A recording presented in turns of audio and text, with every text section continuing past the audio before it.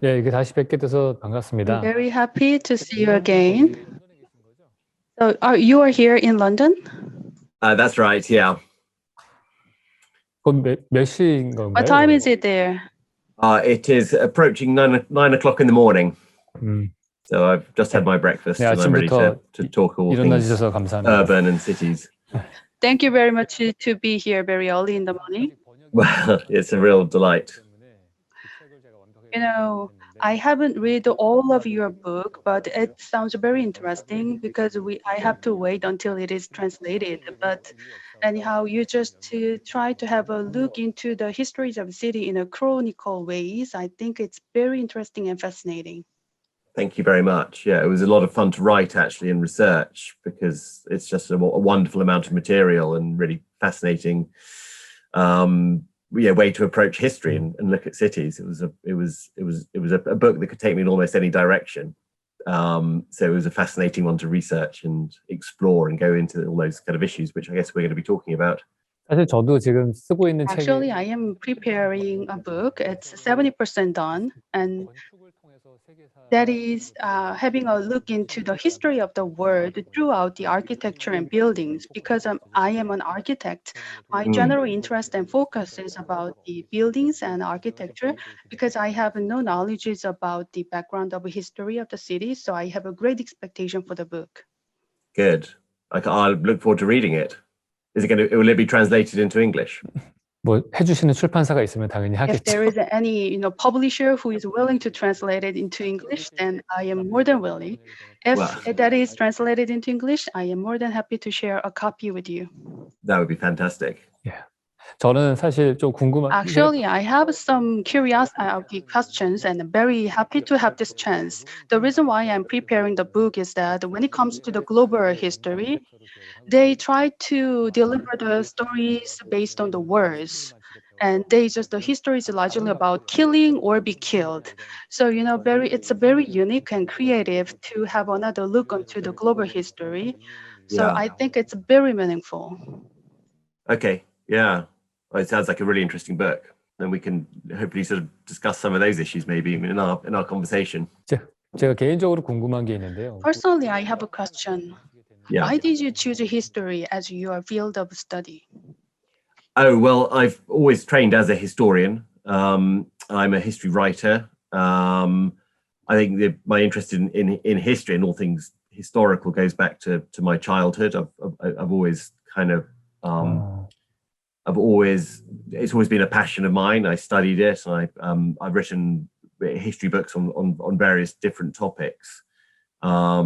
So it's kind of how I understand the world, I think, is to make sense of the present by looking at the past and gathering that kind of range of experience that you don't always get in one's day-to-day life of living in a particular time. I think to understand more about the world, you've got to kind of look at different cultures, different times. So that's just the way I understand the world and want to sort of communicate my ideas about the world is to be in this dialogue with the past. 현재를 좀 더 잘 이해하기 위해서 To have a better understanding about the present, you are having an approach to understand better about the history. I think when I had an interview with Professor Yuval Harari, he said that the reason for him to study history is that to be free from the past. That is his definition to study history. And for you, what is the special reason for you to study history? How can you put that into a simple words? I think in the world and the time that we live in, we only experience, our range of experience is very limited by who we are and where we live. And it's only by experiencing how other people have experienced the world, the challenges they've faced, the particular circumstances in which they've lived, that we gain a bigger understanding, a richer kind of level of experience of the world. That we have a very tunnel vision about where we are now, and it's like living without memory. We need those kind of collective experiences, the sum total of human experiences in very different circumstances. And it's not just about how people responded or the actual events of the time. History is a way of thinking about the world. I think it's a discipline almost of how you conceptualize the world and the range of human experiences, and just you can, by having even a fairly limited historical understanding as policy makers or as leaders, to understand the past, or to have a conception that there's more problems to solve by delving into the past and other people's experiences. It's good for anyone who who has to deal with problems in the modern world, to have a historical understanding. I think is really key to who we are as human beings. In a way, we are made from interlinked experiences, and we need to sort of free the mind from our own preconceptions. And history is a really good way of doing that, because people were faced challenges or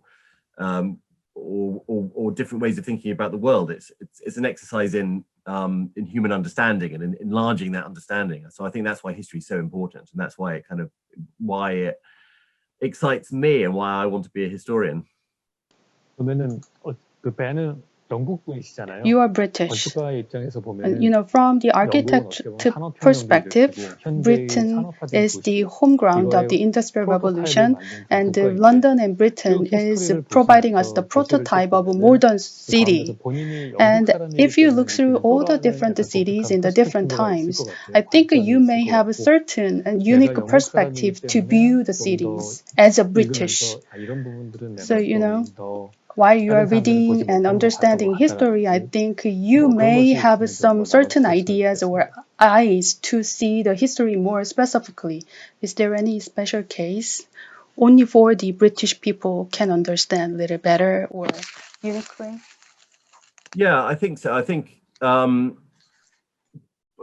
of the reason I wrote the book, one of the sort of the driving things in the book, is that people in Britain Britain and America maybe have a very Eurocentric Western vision of the city and how it's developed, and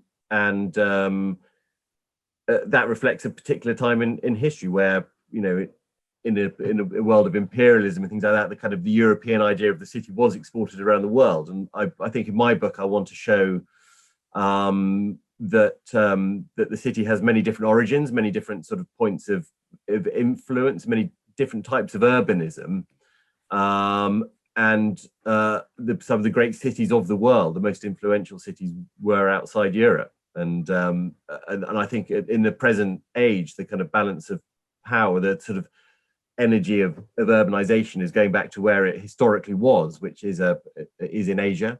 I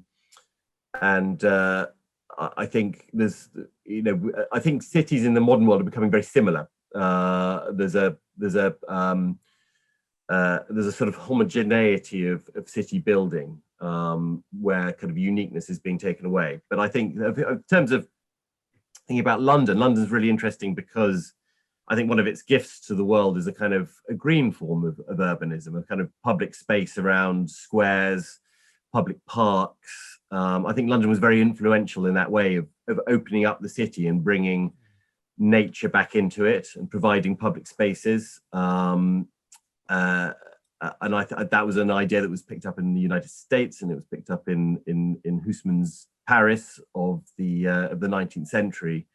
Was this idea of a much more inclusive public space that was green, included trees. So I think all cultures borrow and mix and blend things from each other, and that happens today. I think London and many other cities are heavily influenced by Asian cities, and particularly the rise of Shanghai from the 1990s. It's really influenced architecture in London, as it has everywhere, including African cities like Lagos. Is very striking for the ways in which architectural ideas from around the world are making cities quite similar, in that there's a desire to have a kind of urban signature, something that's very recognizable around the world as a kind of brand marketing exercise for cities. So I fear that a lot of things that were very unique to a city like London is being kind of overshadowed by a kind of a global kind of branding exercise in what cities should be like, which kind of dwarfs or kind of flattens the kind of the things that makes those cities unique and sort of organically how they grew through history. And I think, yeah, all cities are a kind of layering up of different influences from around the world. I think all cities bear those traces. But I think coming from a perspective of London, which has been very kind of influential in architecture and city design and places like that, and a very kind of unique city. It's interesting. It's refreshing because we're so much bound up in the cities where we live and the places where we come from, to take a wider perspective of how cities are, how they've developed over time, is good. And I think we all take our perspectives of cities, and we learn more from visiting other cities. And that's kind of what I was talking about, history being a kind of opening your mind, because the more you understand about other cities and how they've developed, the more you can bring that back to your own city and blend ideas. And I think that's been going on since the very first cities 7,000 years ago or so. It's been a constant sharing of information, that cities stand on trade routes and things like that. So there's always a kind of sharing of information.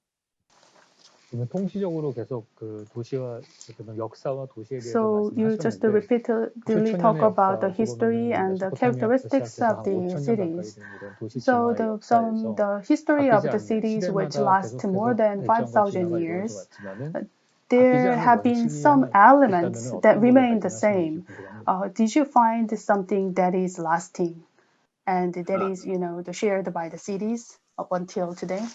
Yeah, and there's a real continuity from the very first city. So I start looking at cities in the Mesopotamian city of Uruk, which is in modern day Iraq, which is probably universally agreed to be the very first city that emerged about 7,000 years ago, as a sort of coming together of people. And I think that the thing that links that very first city to modern day cities or cities throughout history was that when you bring human beings together, as people came to live in Uruk more densely, centered around a place of worship, what you see in places like Uruk and other cities in that part of Mesopotamia is a very fast transfer of knowledge between people. Uruk was where the first written word comes from, the beginnings of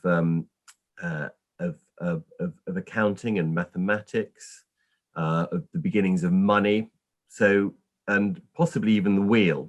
The wheel is an invention of the city. It comes from the sharing of knowledge within a densely packed urban area where people come from different places. They're not part of a tribe. They become a kind of new tribe, an urban tribe, where there's a specialization of crafts and industries, where you get people who work with their brain rather than their muscle power, which you don't get in more subsistence village-based societies.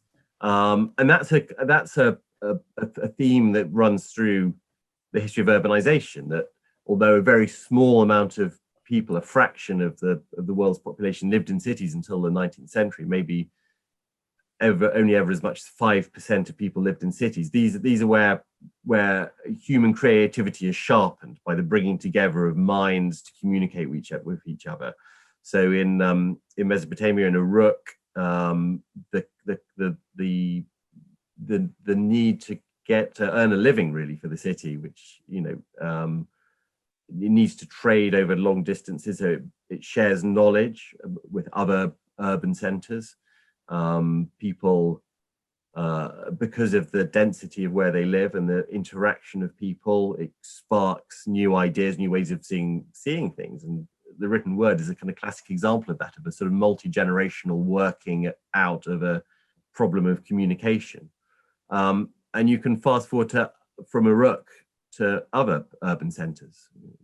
Maybe think of Athens in its kind of heyday, of other human beings coming together from all over the Greek world and exchanging information. Or you could go to Baghdad in the 9th century AD, where it's the center of an empire, the hub of numerous trade routes that connect across Central Asia, connects the Indian subcontinent, and their knowledge pools, especially around mathematics, with China and the Mediterranean world.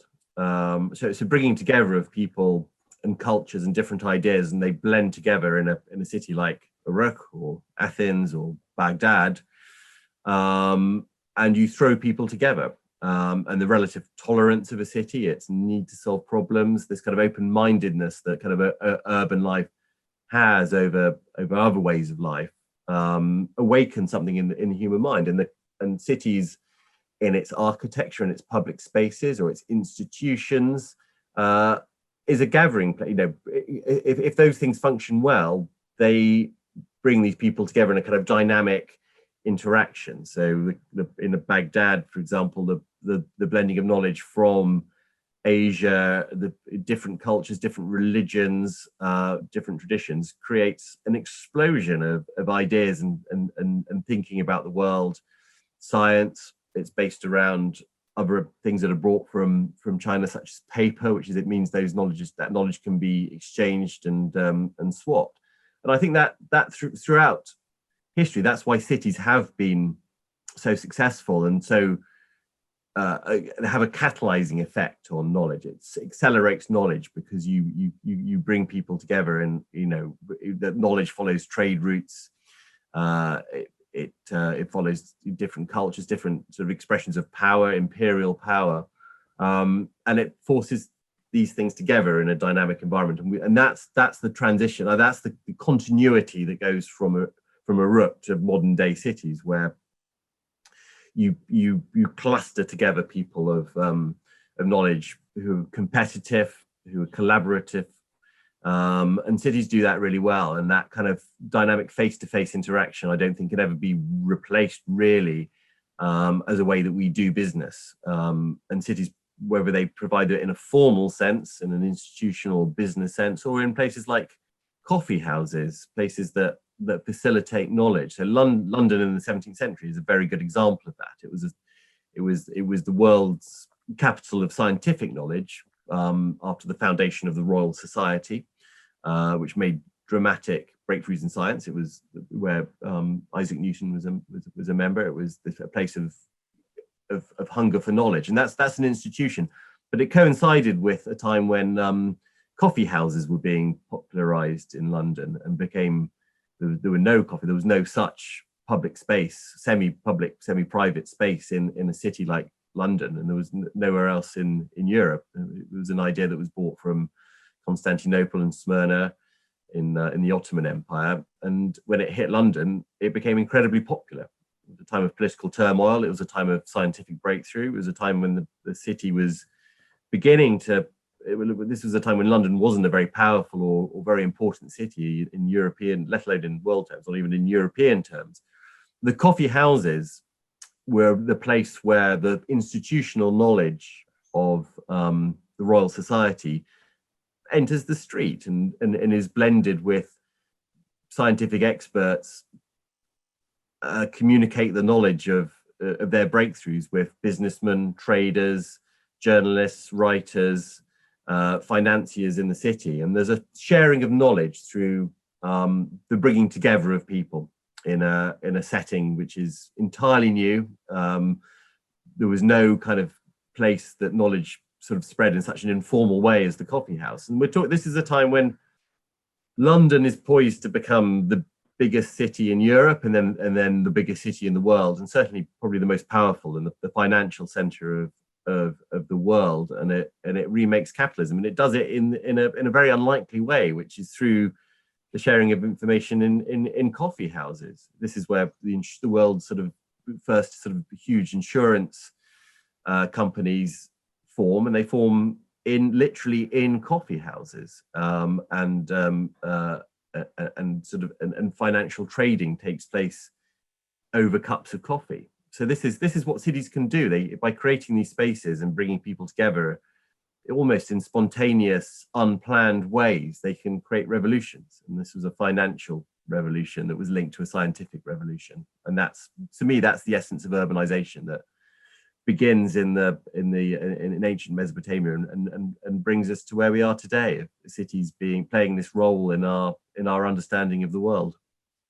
저도 100% 동의하고요. I totally agree with you. 어떻게 보면 생각의 용광로 I 같은 think 도시로서의 you know 역할이 항상 the 있어왔던 것 role of 같습니다. the city has been 시대를 always 천년의 역사를 bring people 통해서 together. 그런 공통적인 You know, so 부분을 you 저희가 find some 말씀해 주셨는데 commonalities about 또 cities 경우에 throughout 따라서는 the 똑같은 thousands of 도시이긴 years. 하지만은 You know, in 동양의 some 도시나 cases, 서양의 even 도시나 though they are 이슬람적인 same 도시라든지 cities, 각각의 if they are located 문화권마다 in the 어떻게 보면 Western 도시를 비교를 하셨을 때 continent or some 문화권에 의해서 Asia or some 나타나는 Middle East, 도시의 차이점, depending on the 도시 regions, 발전의 there 차이, might be 양상이라든지 differences between 그런 the 것들 cities 패턴이나 or 이런 게 있을 수 their 있으면 patterns to grow and 나눴었으면 evolve 좋겠어요. may different. Did you find anything, any differences between the cities depending on the region?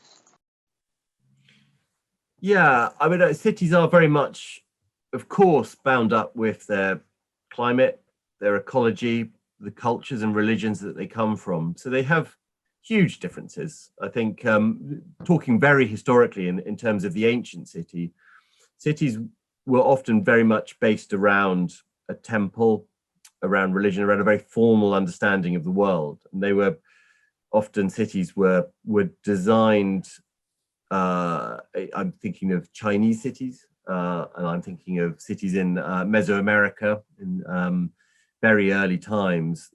They were designed to harness kind of sacred power. They were built around the cardinal points, almost as if they were kind of directing the divine power down to earth and creating a stage setting for power, the exercise of sacred and secular power, kind of embodied by city design around grid systems, around a focal point of temples or imperial palaces.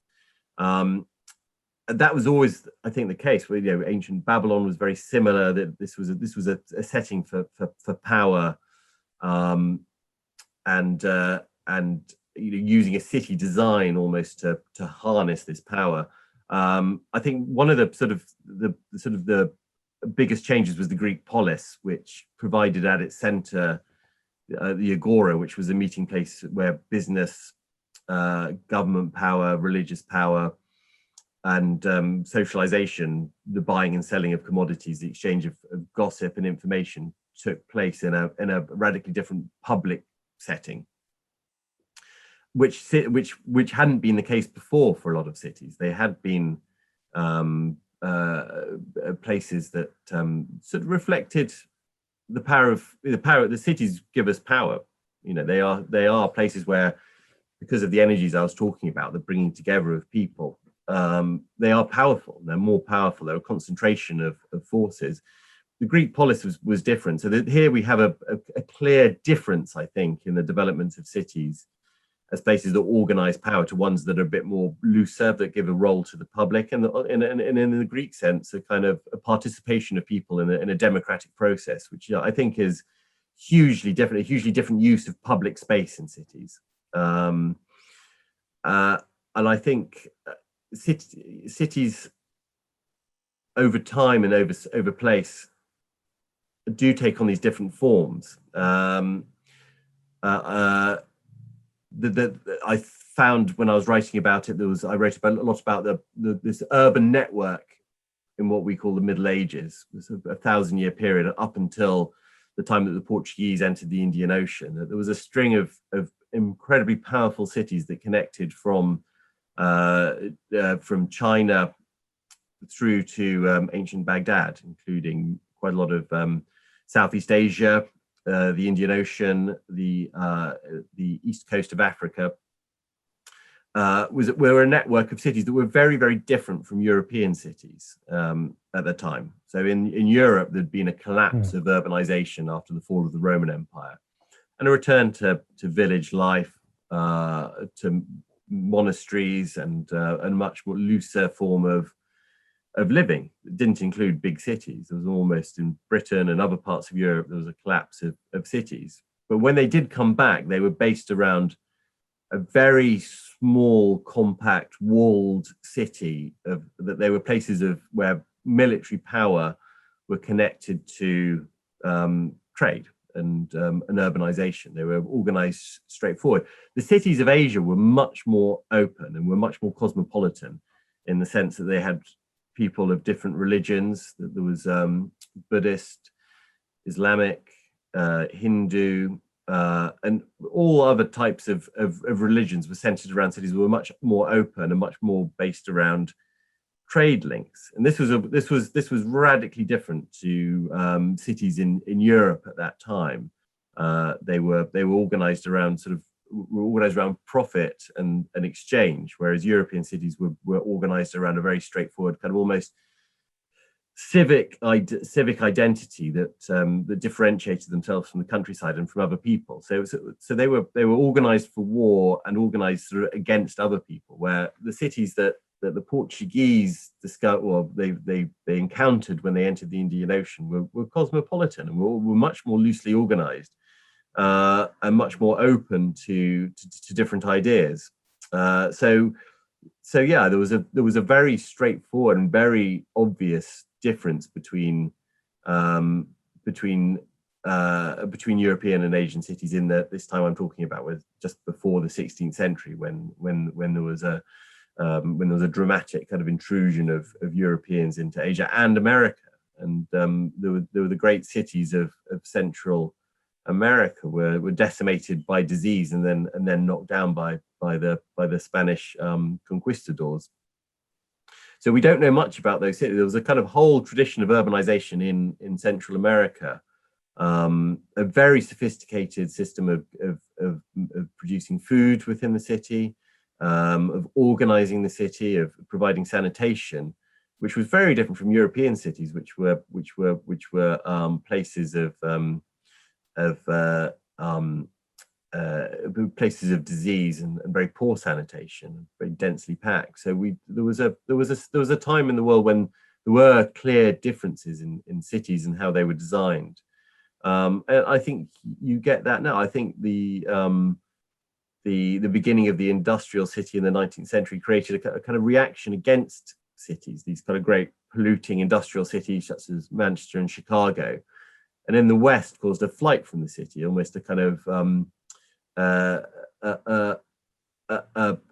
kind of reaction of horror against the city and an abandonment of it, and a feeling that cities had created misery and wasted lives, and you see a dispersal of the city, a kind of almost a creation of things that were very different from the city as it had traditionally been organized. I'm talking about the suburbanization of Western cities in the 19th century and through, and gathering pace in the 20th century was a kind of idea that cities had failed and that we should flee from them. And you get a entirely different kind of model of city in the West, which was a dispersal of the city into a kind of almost super regional city, starting with cities like Los Angeles, a division of cities into industrial zones, residential zones, business centers, and then a kind of pancaking out of cities, a kind of spread into regions and a distribution of its functions into different places. Whereas a lot of Asian cities remain fairly compact and mixed up their uses to create a kind of a much more dynamic city centers. So I think cities such as Tokyo, perhaps, very good examples of cities that remained compact and very urban in their centers. Whereas in Europe, there was a kind of move away from the city, a kind of a desire to sanitize them and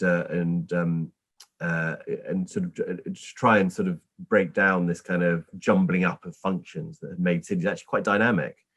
So all time cities have clear differences, and I think I traveled around the world and I found a kind of and visited cities of different types in Africa and Asia, Europe, United States. As I see it now, we're developing a very singular model of urbanization, which is creating very wealthy inner cores of cities, that people are going back to cities, but they're becoming equally sanitized and very samey, very similar in their desire for big sort of shiny skyscrapers, which erases a lot of these local differences that had made cities quite dynamic in the past. This kind of constant sharing of different forms of urbanization, this sort of experimentation over different time periods and different places. Those kind of differences are kind of, I fear, being kind of erased in the modern world.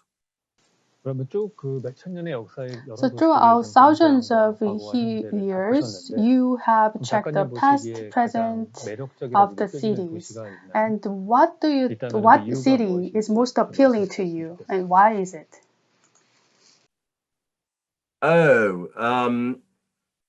Well, I think one of the things that is interesting about doing my book is that there's lots of things that are really, really appealing about cities. Their kind of compact nature, their sociability, their walkability, things that are kind of the essence. What I wanted to capture in this book was the essence of urbanism. That there are things that are really, really appealing about cities that we should remember from the past.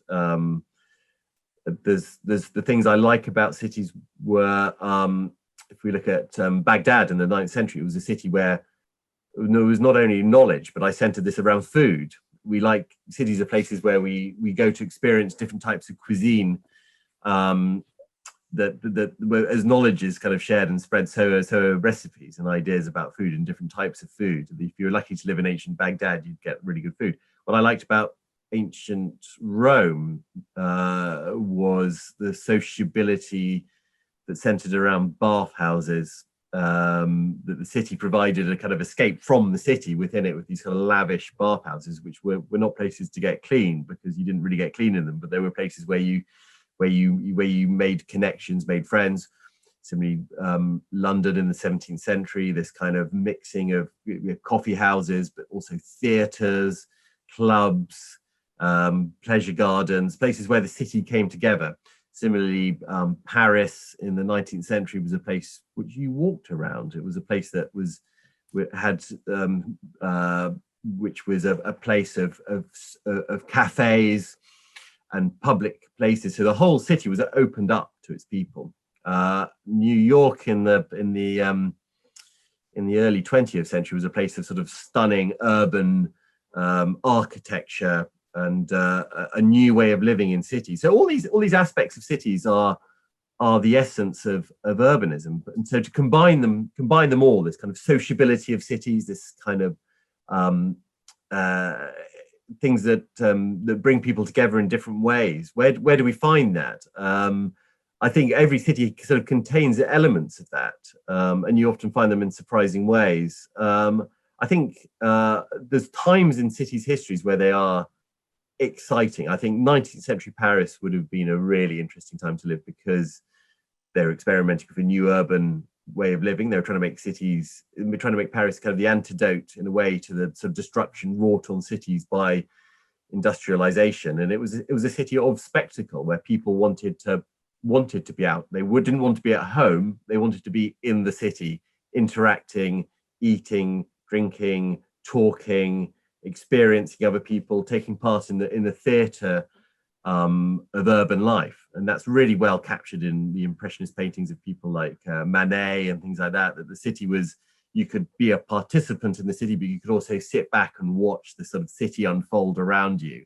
So I think that sort of, the city like that distills a lot of things I'm talking about, ancient Baghdad or London or Rome or New York or all these places. That Paris seemed to have it all, really.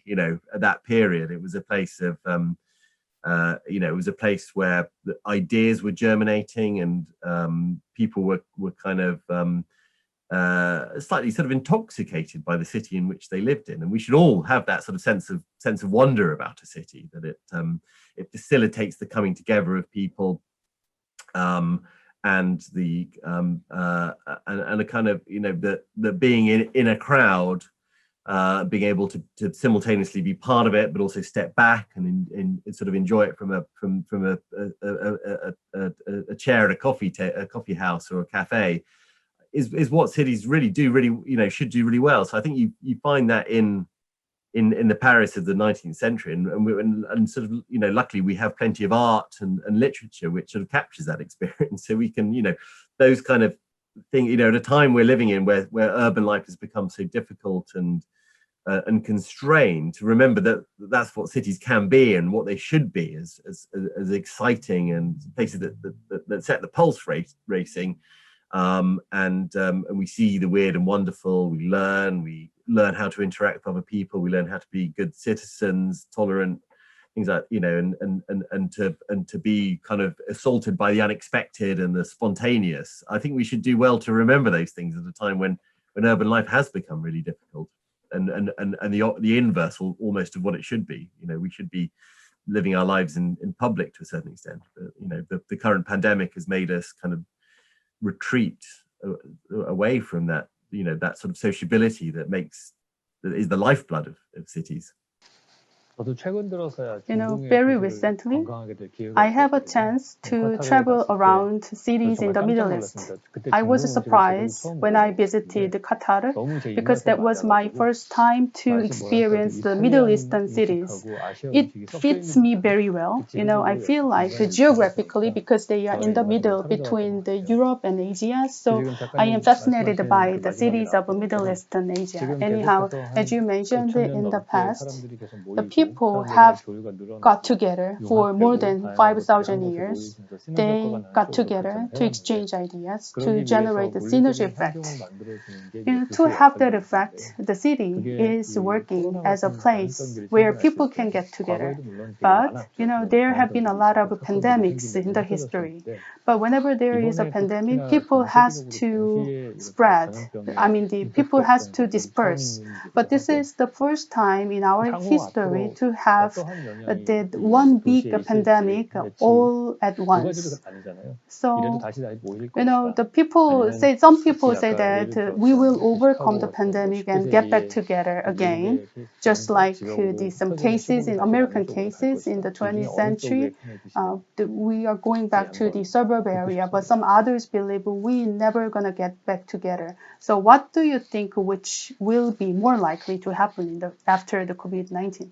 It's such a hard thing to predict for the future. I think all those things could be true at the same time. I think that people have always fled the city. I think this is a case, you know, throughout the whole history of cities, that there's always been a pull away from the cities. It's almost a sort of cyclical thing in a way. It comes in different sort of cycles and phases, that, you know, times when we get sort of horror struck by the city and pull away and try and sort of seek solace or comfort or security in suburbs, whether we're fleeing crime or pollution or seeking a better life. And I think people have always done that, but people have always been sort of drawn back to the city as well. So that sort of gives me sort of hope for the future, that we're kind of, you know, because we're missing so much the things that we enjoy about the city, that it will come a time when we're not assailed by all these threats. You know, there might be a kind of a sharper bounce back for that kind of thing. But similarly, you know, we could, you know, this is a unique thing. There's new technologies that never existed before, that, you know, that people kind of had to go back to the city in the past. You know, there's the pandemics of the past really reshaped cities in an incredible way. The Black Death in the Middle Ages had a horrendous death toll, but it kind of remade the city in a way, in the sense that it brought new people back into the city, people seeking an opportunity that had been caused by huge, you know, fatality rates. That there was, people could leave the countryside and go to the city and have better wages, and there was a kind of, you know, changes in patterns of authority. So cities did kind of bounce back. Cities are very resilient. I think I'll try and make that case throughout the book, that whether it's war or disease or fires, cities do contain within them a kind of ability to heal very quickly and innovate, and the cities are a product of their disasters as much as they are of their triumphs. So all those things should give us hope, I think, that cities are sort of inherently resilient, and they give us a lot of pleasure. I mean, I think, you know, as well as being places of success, they are places where culture happens, where we can, you know, where we gain a lot of pleasure from cities. We should remember that. They are good for our creativity and our sort of innovation. So I think it's really hard. I mean, throughout history, the death of the city has been predicted so many times that it would be rash to say that they're going to disappear now. I think there'll be modifications that cities will adapt and become much more conscious of safety and hygiene, and a certain amount of distancing. But what that's going to look like is really difficult to tell. But what I'd say is that we have been through this before, this kind of flight from the city. So I kind of think that two things could be true at the same time. That the kind of the desire to leave the city kind of opens up space for other people to come into cities. The kind of the hollowing out of major cities after post-industrialization opened up space in the city for different kinds of people, more creative people that were able to come in and exploit space that had been left over from that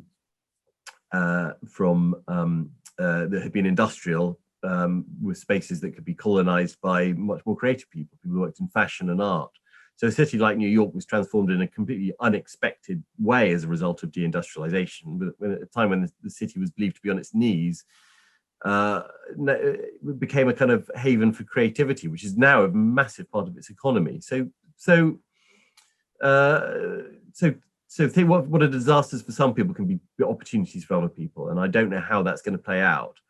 Another way which this pandemic could accelerate changes that were already in place before the pandemic is the greening of cities in the city centre and a pedestrianisation of making cities much more hospitable for pedestrians, for street life, and making them greener. I think that when people are locked down in cities, what they crave most of all is the ability to go out and experience nature. And already before the pandemic, there was a much more greater emphasis on bringing nature back into cities, creating more green spaces, wild spaces, and I think that will become a priority. And I think we will shift and change our cities and make them much more walkable and pleasant. And I think because people are so confined to their neighborhoods in a lot of cities, that they'll care more about those neighborhoods and want to enjoy them more, and have that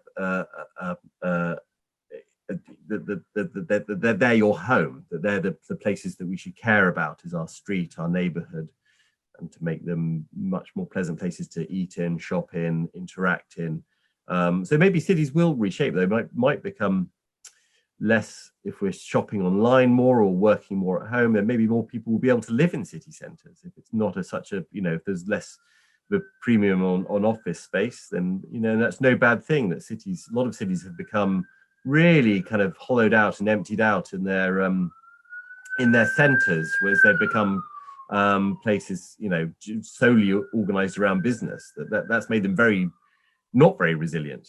The whole mix of uses that used to exist in city centres have been pushed out, and the centre of cities have become much more about satisfying one need. Maybe when people move back into city centres, because there's an opportunity to do so, there'll be a mix of retail, food, leisure, entertainment that recolonize city centres, and then they might become, there might be a re-injection of parks and trees and open spaces that people really need when we're locked down. So I think it's really hard to tell how cities will change, but we do know that they will change, and it's kind of up to people who live in cities to make sure those changes happen. That the things we value about cities, the ability to walk about and enjoy a kind of much more vibrant street life, come back.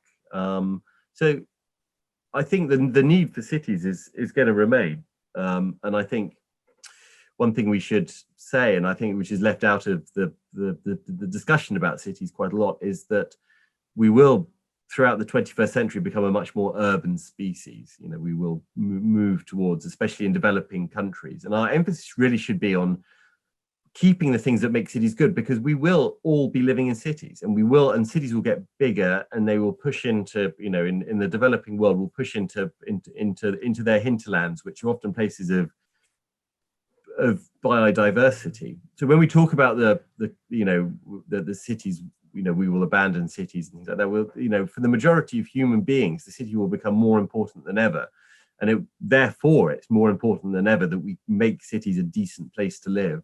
And we retain the things that we like about them from their history, which is places that are pleasant places to be, that satisfy a lot of our needs, and that kind of urban idea of shared neighborhoods, mixed uses, places that provide open space. In a very, very fast urbanizing planet, we should really think very seriously about what makes cities good to live in, and rather than just shoving people together and hoping for the best, we should think that what does make cities good. We need to be able to walk about them. They need to be accessible. Big urban mega cities we need to think clearly about how they interact with their environment, so that they don't sprawl and cause sort of untold damage to the environment.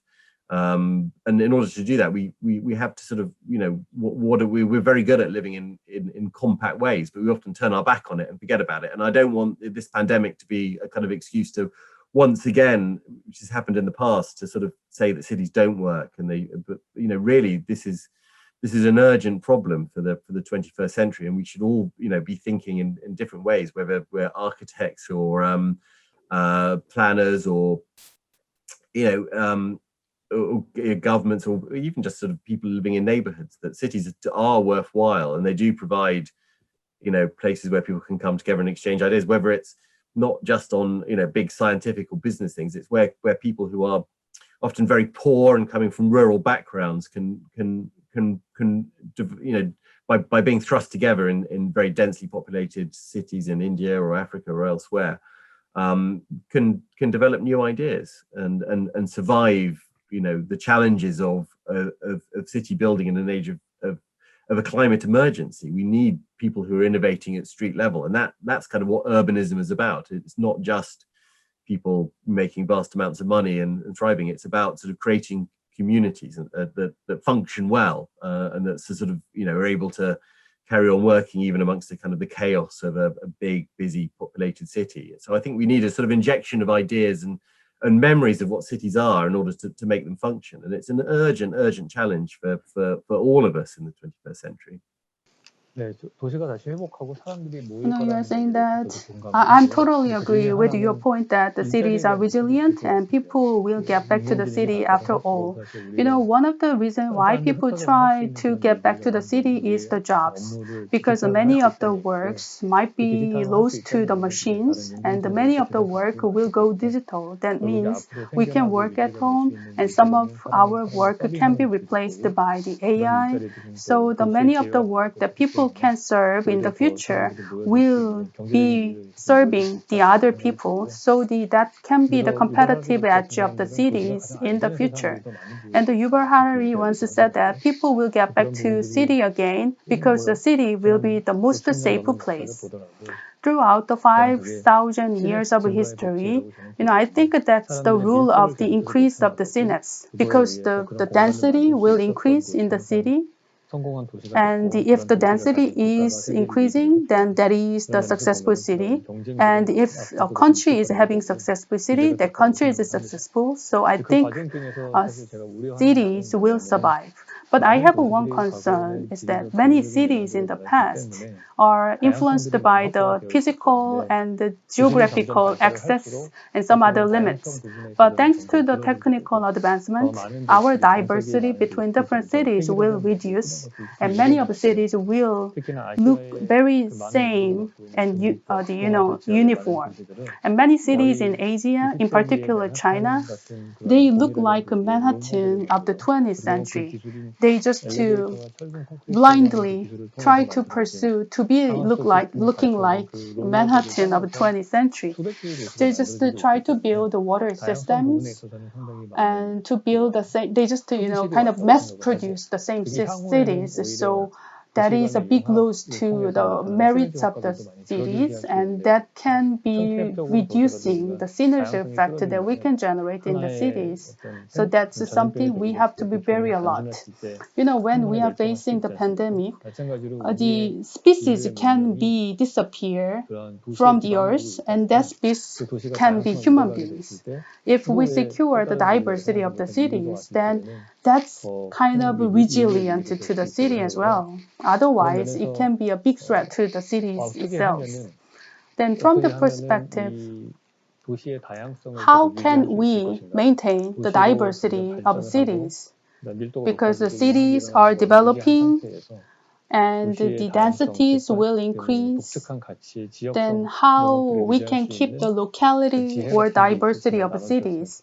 How do you think about that? Do you have some wisdom to share with us? Yeah, it's a really good point. I completely take your point about this kind of sort of obsession with creating a skyline for a city that is mass produced. And I think it sort of, to me, it shows, I write about this in the book and saying that New York, Manhattan became the kind of dream city because the skyscraper and the movie camera were born together almost, and they created this kind of dream landscape that people sort of pin their ideas of the future on, and it became a backdrop that created grandeur and gave the city an idea of a place to be. And I think that the danger of cities now is, well, it's a very old one in a way, and it goes back, to the beginnings of cities almost, is that if you create the kind of the right city, if you impose it from above and make it look grand, or you will solve your problems. But what cities are really are people, is the people. It's the people, of the energies of the people who reshape their urban environment and keep on reshaping it. And it's a people thing. It's not a buildings thing in a way. And it's not, it's the way that people inhabit buildings and change them from the ground up is what cities are about. But the trouble is when you kind of massively disrupt an urban environment through planning, through imposing these kind of ideas, you dissipate and destroy in a way the energies that sort of make them interesting in the first place. I think that humans are good at inhabiting urban spaces and shaping them for their own needs. That almost beyond the kind of the wishes of planners. There's a kind of, nonetheless, people do it. So an example I'd use would be Alexandria in the about 200 BC, which was a planned city on a grid system that was rigidly divided between people. It was intersected by huge boulevards and places that were supposed to reflect power. And it was supposed to create a certain type of city that was a very controlled, managed city. But of course, humans, they sort of repurpose their places. They create cut through. It became a rabbit warren of kind of alleyways that kind of that went against the sort of the idea of central planning. A more recent example, I'd say, was Los Angeles, which was created as almost as a utopian project in city building, as a car-based. This is in the mid 20th century. Was a kind of car-based, very horizontal city rather than the vertical city of Manhattan. And it was supposed to reflect the way people would live in the future, that, your leisure, your business would all be very dispersed around the city, and people would live very sort of private lifestyles. It was a city based around the private home, not around the public space of a city. And it very, very much lacks public space, a city like Los Angeles. In recent years, as it's become a majority Latino city, it's changed dramatically, in that people coming from different backgrounds have very different needs for the city. So almost against its sort of inclinations or its kind of purposes, Los Angeles has been reshaped by the people that have moved there. And in that way, they've created, ad hoc public spaces and made it more walkable and projected kind of the home opens out to the street rather than being closed off from the street. And there's more markets in the streets, there's more food in the streets, there's more of a kind of sociability in the streets that never really existed in Los Angeles before. So and it's become denser. It was a very, it was remarkable at its time for being a low density, sprawling city. certain parts of Los Angeles have become some of the densest urban places in America, against how it was planned or conceived of in the first place. So the introduction of different people with different ideas of what the city can be can radically change how that city is, just by inhabiting it and doing things in a different way. And I think, however much we try and plan cities from above, as you were saying, this kind of imposition of a very out of the box, mass-produced kind of city, that I was saying about New York, and the way that New York has been constantly rechanged by people. And that can only happen. New York is interesting because even though it's a city of skyscrapers, it was a city of street life as well. The skyscraper kind of came up from the street, and it wasn't surrounded by empty space. There was a kind of street wall, and the skyscrapers of the 1920s and 30s kind of tapered up from a street wall. So it allowed street life to happen at ground level. And so that's where the city can constantly, what makes cities resilient against change, whether it's an economic disaster, a war, or a pandemic, is its ability to be flexible. And the trouble is that when you impose those kind of things from top down and create, this is our business district, these are our great skyscrapers, which will be a sort of beacon to the world, you create lots of empty space around them that serves only one purpose, which is the purpose of finance or big business. It's the cities that are most able to recover and repurpose themselves in different things are the ones that allow for a flexibility of street life, a repurposing of buildings. And you find that in all great cities, I think, that have been through these cycles of boom and bust and disaster and all these kind of things, is that their buildings allow for constant reuse and repurposing, that they don't serve that buildings that serve one purpose and one purpose only, which is kind of conceived of by their creators, can't have that resilience. It's only when cities have lots of different spaces that can be reused. A city like a London or a Chicago or a Paris and a Tokyo, just to name a few, and a Los Angeles in a bizarre kind of way, is that when those buildings, whether they're office spaces or great public buildings or skyscrapers or glittering office buildings or whatever they happen to be, if they can serve some other purpose, if there's still a kind of at street level, people are using those buildings, moving around them, and there's some kind of footfall and street life around them, then they can always be reinvented, whether they're suburban districts in Los Angeles or office spaces in London that are kind of constantly sort of taking different shapes and sort of metamorphizing all the time. That's what makes a city great. And you can walk around any city, and this is what sort of urban sociologists like to do, or the great urban writers of urban life, is you walk around cities and they're a constant history lesson of changed purposes. And that's what makes them really interesting to be in and walk around, is that they contain, every neighborhood contains within them the memories of their sort of great days, memories of their poverty, memories of groups who lived there and moved on, and then another group came. They were areas that were slums at some point that became gentrified, or they were business districts that became residential, or they were residential that became business districts. That's what makes cities so compelling, and that's what we like as tourists when we go around cities. But it's also what we like as inhabitants of cities, that we've got to constantly repurpose them, and cities that have survived wars and things like that were cities that had a real attachment to them, that people were able to survive in them, like cities such as Warsaw, which was almost entirely destroyed in the Second World War, because people were still, they were functioning places, people that had an attachment, people wanted to go back to rebuild what they had. They liked, the people were very attached to their cities. But if the city had been built as a kind of exercise in power or corporate magnificence or grandeur, then those cities would never have survived. They would never have had the people that would come back and had that neighborhood attachment. So I think it's really important when we think of cities that we don't hollow them out in a pursuit of creating a city that looks like a Shanghai, that kind of broadcasts its sort of power and dominance in its skyline. That a city like Shanghai, if you go to it, that sort of some of it feels a little bit dead, even though it's projecting power. That it's in the more sort of vibrant neighborhoods, I guess, that you find a sort of joy in life, and a kind of and those places where they got the capacity to absorb disaster and be flexible. And any city I write about or think about in the past that has been able to accommodate disaster has been one that has this kind of inbuilt flexibility. But I think even so, I think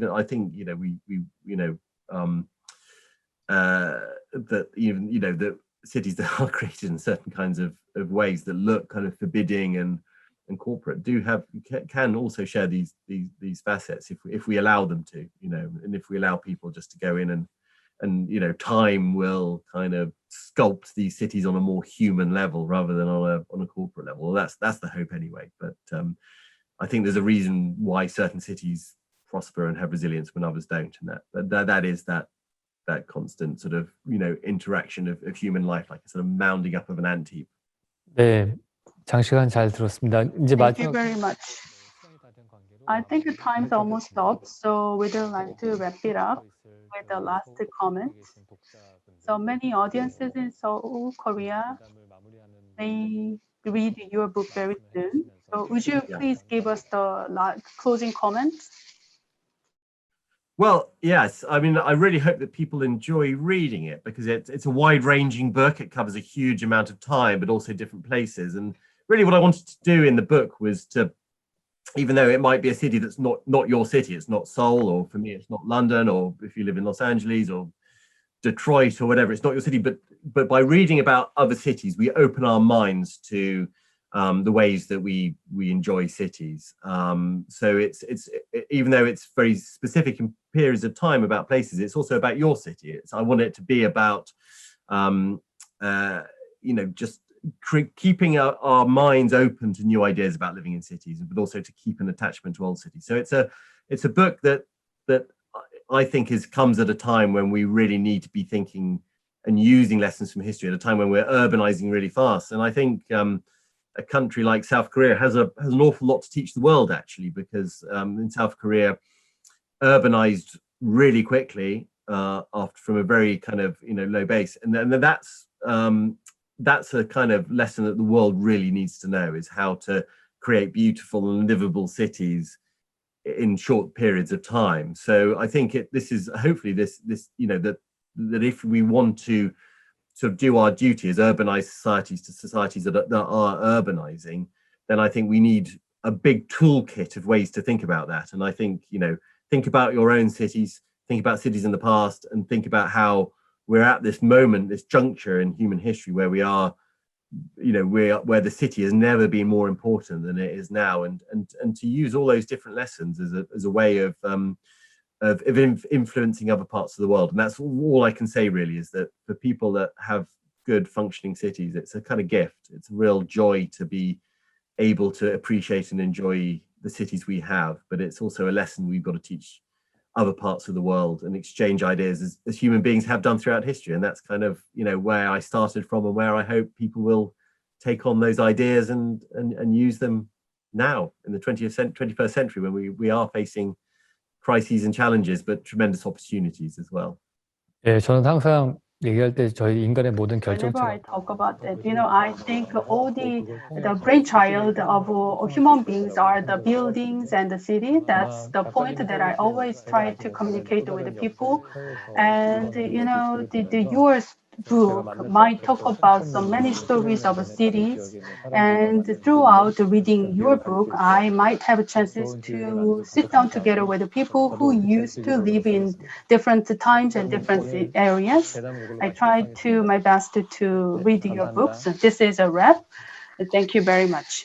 Thank you so much. That was very pleasurable. Thank you. Bye.